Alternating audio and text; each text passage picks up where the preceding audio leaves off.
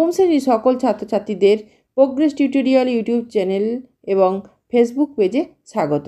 আমাদের আজকের আলোচনার বিষয় হলো নবম শ্রেণীর ভূগোলের গ্রহরূপে পৃথিবী অধ্যায়ের সংক্ষিপ্ত প্রশ্নোত্তর। প্রথম প্রশ্নটি দেখো, নিরক্ষীয় অঞ্চল স্ফীত হয়েছে কেন? উত্তর, মাঝ বরাবর পৃথিবীর আবর্তন বেগ বেশি হওয়ায় এখানে কেন্দ্রাতিক বল বেশি।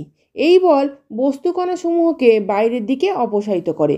পৃথিবী যখন তরল বা নরম ছিল তখন কেন্দ্রাতিক বলের কারণেই পৃথিবী নিরক্ষীয় অঞ্চল হয়েছে স্ফীত। পরের প্রশ্ন দেখো, বেডফোর্ড লেভেল পরীক্ষা কী কারণে করা হয়? উত্তর, 1870 সালে আলফ্রেড রাসেল ওয়ালেস নামে জনৈক বিজ্ঞানী ইংল্যান্ডের বেডফোর্ড খালের ওপর একই দৈর্ঘ্যের 3টি লাঠি একই সরলরেখায় 1 কিমি অন্তর স্থির জলে দণ্ডায়মান অবস্থায় ভাসিয়ে রাখেন। এবার দূরবীনের সাহায্যে দেখলেন মাঝের লাঠিটি বাকি দুটির তুলনায় সামান্য উঁচু হয়ে আছে। পৃথিবী গোলাকার বলেই এইরূপ হয়েছে।